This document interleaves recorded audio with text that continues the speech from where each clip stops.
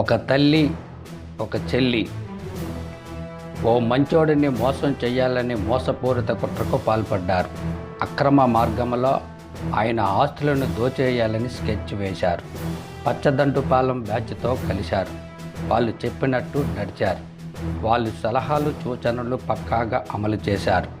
తల్లి చెల్లిపై ప్రేమ అనురాగాలు ఉన్న ఆ మంచోడిని ఇటు ఆర్థికంగా అటు రాజకీయంగా కొట్టడానికి పక్కా ప్లాన్ వేశారు. ప్లాన్లో భాగంగా ఆ మంచోడికి చెందిన ఆస్తులను ఎలాగైనా లాక్కొని ఆయనను జైల్లో పెట్టడానికి పక్కా ప్రణాళికలతో పచ్చదండుపాలెం బ్యాచ్తో తల్లి చెల్లి చేసిన ప్రయత్నాలన్నీ తెలుసుకున్న ఆ మంచోడు తన మేధాశక్తికి పదును పెట్టడంతో ప్లాన్ కాస్త రివర్స్ అవడంతో ఆ తల్లి చెల్లి కంగు తిన్నారు. ఇంతకీ ఆ తల్లి ఎవరు, ఆ చెల్లి ఎవరనేది కదా మీ డౌట్. విషయంలోకి వెళ్ళి తెలుసుకుందాం. సరస్వతి పవర్ అండ్ ఇండస్ట్రీ షేర్ల వ్యవహారంలో వైఎస్ఆర్సీపీ అధినేత జగన్మోహన్ రెడ్డికి భారీ ఊరట లభించింది.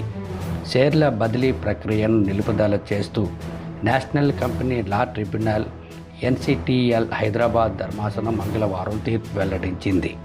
సరస్వతి పవర్ అండ్ ఇండస్ట్రీ నుంచి తన కుటుంబ సభ్యులు అక్రమంగా షేర్లు బదిలీ చేస్తున్నారని, ఈ ప్రక్రియ నిలిపివేయాలంటూ గత ఏడాది సెప్టెంబర్లో వైఎస్ జగన్మోహన్ రెడ్డి పిటిషన్ వేశారు. జగన్ తరపు న్యాయవాది వాదనలు వినిపిస్తూ గిఫ్ట్ పూర్తి కాకుండానే మోసపూరితంగా వాటాల బదలాయింపు జరిగిందని తెలిపారు. వాటాల పత్రాలు, వాటాల బదలాయింపు ఫారాలు సమర్పిస్తేనే కంపెనీ వాటాలను బదలాయించాల్సి ఉందన్నారు. దీనికి విరుద్ధంగా కంపెనీ వాటాలను బదలాయించిందన్నారు. పిటిషన్లపై తుది తీర్పు వెలువడే వరకు బదలాయింపు ప్రక్రియను నిలిపివేస్తూ మధ్యంతర ఉత్తర్వులు ఇవ్వాలని జగన్తో పాటు పలువురు తదితరులు కోరారు. వైఎస్ జగన్ పిటిషన్పై 10 నెలల విచారణ జరిగింది. ఎన్సిఎల్టీ జ్యుడిషియల్ సభ్యులు రాజీవ్ భరద్వాజ్, సాంకేతిక సభ్యుడు సంజయ్ పురి విచారణ జరిపి 2 వారాల కిందట తీర్పు రిజర్వ్ చేశారు. చివరకు జగన్ తరపు న్యాయవాది వాదనలతో ఏకీభవించిన ట్రిబ్యునల్ సిబిఐ, ఈడీ కేసులు విచారణలో ఉండగా బదిలీలు సాధ్యం కాదంటూ ఇవాళ తీర్పు వెల్లడించింది. చెల్లెలు శర్మిలపై ప్రేమ అభిమానాలతో జగన్మోహన్ రెడ్డి ఆమెకు తన సొంత ఆస్తుల్లో వాటా ఇవ్వాలనుకున్నారు. ఆయన ఇవ్వాలనుకున్న ఆస్తి కుటుంబ వారసత్వంగా వచ్చింది కాదు, ఆయన సొంత ఆస్తి. ఈ మేరకు 2019లో తల్లి చెల్లెల సమక్షంలో ఎంఓయూ చేసుకున్నాక పలు ఆస్తులు కోర్టు వివాదాల్లో ఉన్నాయి. అయితే కేసులన్నీ తేలేక ఎంఓయూ ప్రకారం ఆమెకు ఆస్తులు బదలాయించాలని భావించారు. కానీ 2024లో షర్మిల రాజకీయాల్లోకి వచ్చారు. జగన్కు వ్యతిరేకంగా ఉన్న పార్టీలో చేరారు. జగన్మోహన్ రెడ్డిని వ్యక్తిగతంగా ఎన్ని విమర్శలు చేయాలో అన్ని విమర్శలు చేశారు.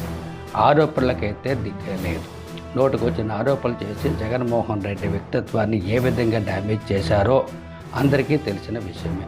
అయితే ఎప్పటికైనా జగన్మోహన్ రెడ్డి తల్లి చెల్లిపై మెతక వైఖరితో మెలగకుండా మళ్ళీ వీళ్ళు ఇంకొకసారి కూడా ఇదే విధంగా జగన్మోహన్ రెడ్డికి ఎదురు తిరిగితే అవకాశం ఉందని పలు రాజకీయ విశ్లేషకులు అభిప్రాయపడుతున్నారు. సొంత కుటుంబ సభ్యులే కొడుకుని తల్లి, అన్న అని చెల్లి కానీ ఆలోచన చేయకుండా ఆస్తులపై కోర్టుకు వెళ్ళిన వీరిని ఎంత దూరం పెడితే అంత మంచిదంటూ సూచిస్తున్నారు.